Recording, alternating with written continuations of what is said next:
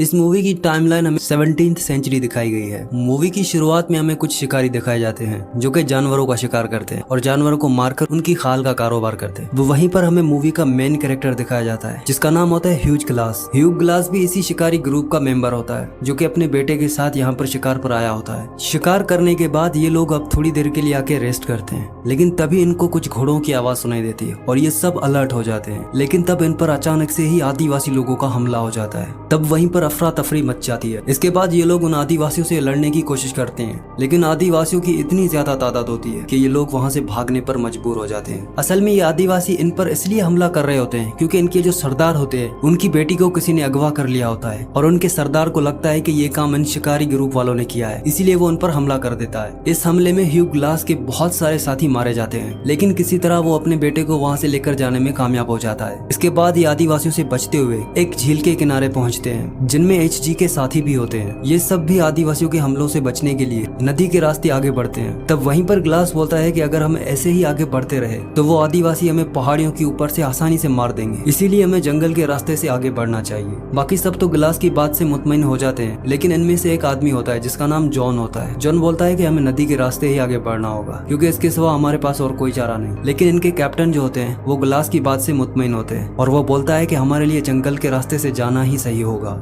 अब ये किनारे की तरफ पहुंचते हैं। अब जो उनके साथ कैप्टन होता है वो कैप्टन बोलता है कि हमें इन चमड़ों को यहीं पर कहीं छुपाना होगा। अगर हम जिंदा बच गए तो यहाँ पर वापस आएंगे इन्हें लेने, वरना इतने सारे सामान के साथ इनका आगे बढ़ना बहुत मुश्किल होता है। तब वो सब कैप्टन की बात मानकर उन चमड़ों को जमीन के अंदर छुपा लेते हैं और कैप्टन बोलता है कि जो हम बोट लेके आए हैं उसे यही नदी पर ही छोड़ दो, ताकि जो आदिवासी है वो जब हमें ढूंढते हुए आए तब उनको लगे कि हम जंगल के रास्ते निकल चुके हैं। अब यहाँ पर कुछ लोग ऐसे होते हैं जो बोट को छोड़ने के लिए राजी नहीं होते, इसीलिए इनके बीच में आर्ग्यूमेंट्स शुरू हो जाते हैं। इसके बाद ये डिसाइड करते हैं कि वो बोट पर ही आगे जाएंगे, लेकिन आधे रास्ते पर इन पर आदिवासियों का हमला हो जाता है और वो सभी मारे जाते हैं। मतलब कि जो ग्लास बात कर रहा था वो बिल्कुल ठीक कर रहा था। अब बाकी के बचे हुए लोग अपना सफर जंगल में जारी रखते हैं। काफी देर पैदल चलने के बाद अब ये लोग डिसाइड करते हैं कि कुछ देर ये लोग आराम करेंगे। वहीं पर जब ये लोग आराम कर रहे होते हैं तब ग्लास शिकार के लिए निकल जाता है। तभी उसे भालू के 2 बच्चे दिखते हैं। वो उनका शिकार करने ही वाला होता है। तभी उसको पीछे से कुछ आवाजें सुनाई देती है। जैसे वो पीछे मुड़कर देखता है तो वहाँ पर इन दोनों बच्चों की माँ होती है जो कि ग्लास पर हमला कर देती है और ग्लास को बुरी तरह से जख्मी कर देती है। वो ग्लास पर काफी वार करती है जिसकी वजह से ग्लास को कुछ समझ नहीं आ रहा होता है कि वो क्या करे, इसीलिए वो बिल्कुल पैरालाइज हो जाता है ताकि भालू को लगे कि वो मर चुका है। तब ऐसा ही होता है और वो भालू ग्लास को छोड़कर अपने बच्चों के पास वापस चली जाती है। लेकिन यहाँ पर ग्लास गलती कर देता है। जब वो देखता है कि भालू उसके निशाने पर है तो वो उसे गोली मारने की कोशिश करता है और उस भालू को एक गोली लग भी जाती है, लेकिन वो उस पर हमला कर देती है क्योंकि वो गोली लगने के बाद भी मरी नहीं होती।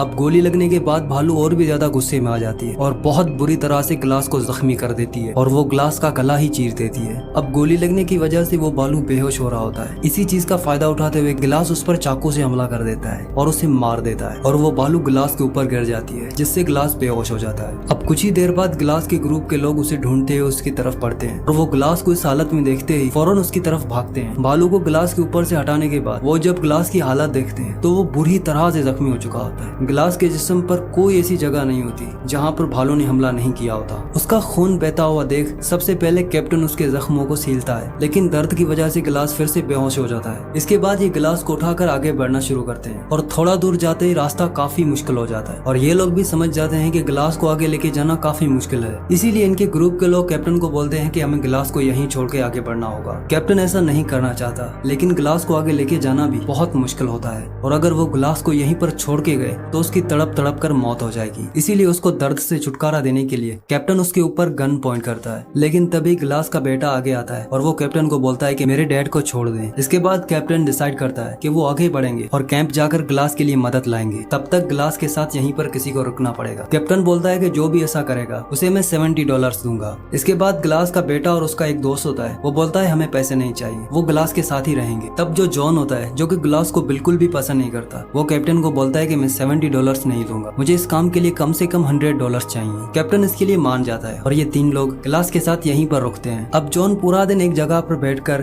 ग्लास के मरने का इंतजार करता है, लेकिन ग्लास इतना जख्मी होने के बावजूद भी वो गिव अप नहीं कर रहा होता। अब वहीं पर इन्हें खाने की बहुत ज्यादा जरूरत होती है, तो इसीलिए ग्लास का बेटा और उसका साथी बिजर ये दोनों शिकार के लिए रवाना हो जाते हैं और जॉन ग्लास के पास होता है। तब जॉन ग्लास को बोलता है कि मुझे पता है कि तुम तकलीफ में हो और तुम अपनी जान से छुटकारा चाहते हो। एक दोस्त होने के नाते मैं तुम्हारी मदद करूंगा, और मैं तुम्हें इस तकलीफ से निजात दे दूंगा और तुम्हारा गला दबाकर तुम्हें आजाद कर दूंगा और किसी को पता भी नहीं चलेगा। सबको लगेगा कि तुम अपनी मौत मरे हो। मुझे सिर्फ अपनी पलकें झपकाकर इशारा दो। अब ग्लास यहाँ पर बोल नहीं पाता क्योंकि उसका गला भालू ने बुरी तरह से चीर दिया होता है। लेकिन ग्लास जॉन की बात मानने वाला नहीं था। वो काफी देर तक अपनी पलकें नहीं झपकाता, लेकिन फिर आखिर उसकी आंखें बंद हो जाती है और जॉन खुशी से उसका गला दबाने लगता है। तभी वहाँ पर ग्लास का बेटा आ जाता है और वो जॉन को लात मारकर वहाँ से हटा देता है और वो जोर जोर से जॉन पर चिल्लाने लगता है ताकि उसकी आवाज सुनकर उसका जो दूसरा साथी होता है वो भी आ जाए। लेकिन जॉन गुस्से में आकर अपना खंजर निकालकर उसे मार देता है। ग्लास दूर से ये सब कुछ देख रहा होता है लेकिन वो कुछ नहीं कर पा रहा होता। तब जॉन जल्दी से बीजर के आने से पहले ही उसकी लाश को ठिकाने लगा देता है और जब बीजर आता है तो बीजर जॉन को बोलता है कि ह्यूज कहाँ पे है। तो जॉन बीजर को बोलता है कि वो अभी यहाँ पर नहीं आया।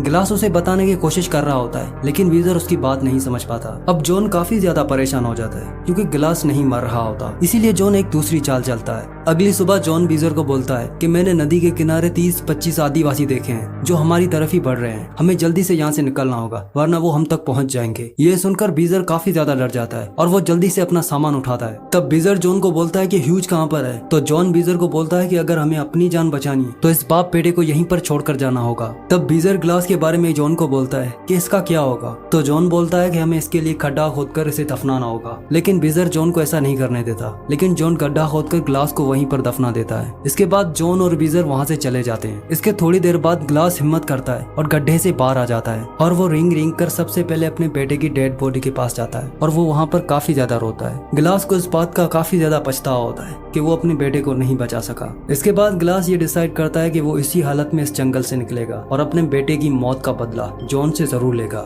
इसके बाद रास्ते में बीजर को सब पता चल जाता है कि जॉन उससे झूठ बोल रहा था और इनके पीछे कोई भी आदिवासी नहीं आ रहे थे। इसके बाद बीजर जॉन पर काफी गुस्सा करता है और कहता है कि हमने ह्यूज और ग्लास के साथ बहुत गलत किया है। इसके बाद हमें ग्लास दिखाया जाता है जो कि अपनी जर्नी स्टार्ट कर रहा होता है। ग्लास अपने बेटे को यहीं पर छोड़कर वो आगे बढ़ना शुरू कर देता है। वो रेंगते रेंगते आगे बढ़ना शुरू कर देता है। यहाँ पर ग्लास का असली इम्तिहान शुरू होता है। वो रेंगते रेंगते झील के किनारे पर पहुंचता है और वहाँ से अपने लिए पानी भरता है। अब जैसे वो पानी पीता है तो उसका पानी गले से बाहर आ जाता है क्योंकि ग्लास को जो जख्म भालू ने दिया था वो काफी गहरा है और अभी तक वो ताजा होता है। तब इसको लगता है कि अगर गले का जख्म सही नहीं हुआ तो वो कुछ भी नहीं खा पाएगा, इसीलिए वो एक तरकीब आजमाता है। इसके पास थोड़ा सा बारूद होता है और उससे वो आग जलाता है और उस आग को ये अपने गले पे लगाता है जिससे उसके गले की चमड़ी चिपक जाती है। लेकिन ऐसा करने पे उसको बहुत दर्द हो रहा होता है। और दूसरी तरफ हमें दिखाया जाता है कि कैप्टन और उसके साथी ये सब फोर्ट तक पहुंच चुके होते हैं और जॉन और बीजर भी फोर्ट की तरफ बढ़ रहे होते हैं। अब वहीं पर ग्लास पहले से बहुत ज्यादा जख्मी होता है। तभी उसको नदी के किनारे कुछ आदिवासी नजर आते हैं और वो आदिवासी भी ग्लास को देख लेते हैं। क्योंकि ग्लास बिल्कुल चलने की हालत में नहीं होता, इसीलिए वो आदिवासियों से बचने के लिए खुद को बहते हुए पानी के अंदर फेंक देता है और जैसे तैसे करके ये उन आदिवासियों से अपनी जान बचा लेता है। लेकिन पानी इतना ठंडा होता है कि ग्लास वहीं पर बेहोश हो जाता है। अब अगली सुबह जब ग्लास की आंख खुलती है तो वो देखता है कि उसके जख्म पहले से भी ज्यादा खराब हो चुके हैं,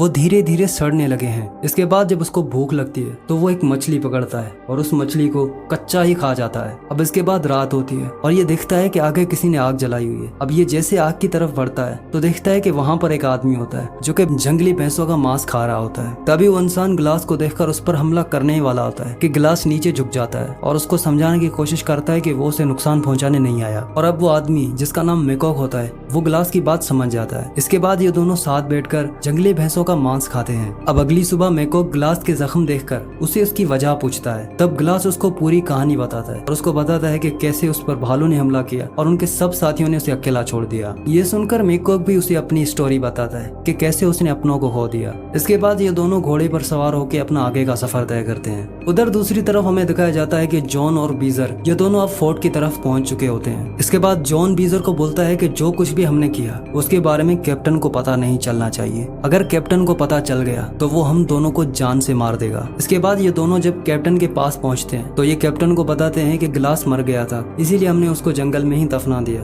और उसका बेटा जंगल में कहीं गायब है जिसका पता हम दोनों को नहीं चल सका। कैप्टन इनकी बात सुनकर इनको पैसे दे देता है, लेकिन बीजर पैसे नहीं लेता और वो वहाँ से चला जाता है। कैप्टन को ये देखकर जॉन की बातों पे शक होने लगता है कि कहीं वो झूठ तो नहीं बोल रहा। दूसरी तरफ हमें दिखाया जाता है कि ग्लास बेहोशी की हालत में होता है और वहाँ पर बर्फीला तूफान आ जाता है। मिकोल तूफान थमने तक वहीं पर रुक जाता है और वो ग्लास के जख्मों को ठीक करने लगता है। अगली सुबह जब तूफान थमता है तो ग्लास देखता है कि मिकोल वहाँ पर नहीं है और वो थोड़ा आगे जाता है तो वो देखता है कि मिकोल की बॉडी पेड़ पर लटकी हुई है। ग्लास को कुछ समझ नहीं आ रहा होता कि उसे किसने मारा है। तभी वो थोड़ा आगे जाता है तो वो देखता है कि आगे फ्रेंच शिकारी हैं और यहीं से हमें पता चलता है कि उस आदिवासी सरदार की जो बेटी होती है वो इन्हीं फ्रेंच लोगों के पास होती है। और ग्लास भी इस बात को समझ जाता है कि इन लोगों ने इस लड़की को किडनैप किया है जिसकी वजह से इनके लोग मारे गए। इसके बाद ग्लास वहाँ से निकलने की कोशिश कर रहा होता है। तभी वो देखता है कि फ्रेंच लोगों का जो लीडर होता है वो उस लड़की का रेप करने के लिए उसे कहीं लेके जा रहा होता है। ये देखकर ग्लास को बहुत ज्यादा गुस्सा आता है और वो पीछे से आकर फ्रेंच के सरदार को गन पॉइंट पर रख लेता है। ग्लास उस लड़की को वहीं रुकने के लिए बोलता है और खुद घोड़ा लेने के लिए जाता है ताकि वो उस लड़की को वहाँ से लेके जा सके। लेकिन उस लड़की को उस फ्रेंच आदमी पे इतना गुस्सा होता है कि वो ग्लास के आने से पहले ही उसका प्राइवेट पार्ट काट देती है और वो दर्द से चिल्लाने लगता है, जिसकी वजह से वो सारे के सारे फ्रेंच लोग उसकी तरफ बढ़ना शुरू कर देते हैं। लेकिन ग्लास और वो लड़की यहाँ से भागने में कामयाब हो जाते हैं। अब अगली सुबह ग्लास एक जगह पर आराम कर रहा होता है, तभी उस पर वो आदिवासी लोग हमला कर देते हैं। ग्लास इन सब से बचने के लिए अपने घोड़े पर सवार होकर वहाँ से भागने लगता है। तभी वो आगे देखता है कि आगे रास्ता खत्म है, लेकिन ग्लास इसकी बिना परवाह किए वो नीचे खाई में कूद जाता है। इतनी ऊंचाई से गिरने की वजह से ग्लास का घोड़ा मर चुका होता है, लेकिन ग्लास बच जाता है क्योंकि जहाँ पर वो गिरा होता है वो काफी मोटी बर्फ की चादर होती है, जिसकी वजह से वो बच जाता है। अब ग्लास उन आदिवासियों से तो बच जाता है, लेकिन उसके लिए एक और मुसीबत आ जाती है। वो देखता है कि यहाँ पर बर्फ का तूफान आने वाला है और उसके पास पहनने के लिए कुछ नहीं होता। ये जो भालू की खाल पहनकर वहाँ पर सोता था वो वहीं पर छोड़ आता है। अब इसके पास कुछ भी पहनने के लिए नहीं होता और उसे बहुत ठंड लग रही होती है और ऊपर से तूफान भी आने वाला होता है। इसीलिए वो ठंड से बचने के लिए अपने मरे हुए घोड़े का सहारा लेता है। वो अपने मरे हुए घोड़े के पेट से सारी आंतें निकालकर उसके अंदर सो जाता है ताकि वो खुद को इस ठंड से बचा सके। अब अगली सुबह जब तूफान खत्म हो जाता है तो ये बाहर निकलकर अपना सफर शुरू करता है। दूसरी तरफ फोर्ट में एक फ्रेंच आदमी कैप्टन से मदद मांगने के लिए आता है। वो आदमी कैप्टन को बताता है कि हमारे कई आदमी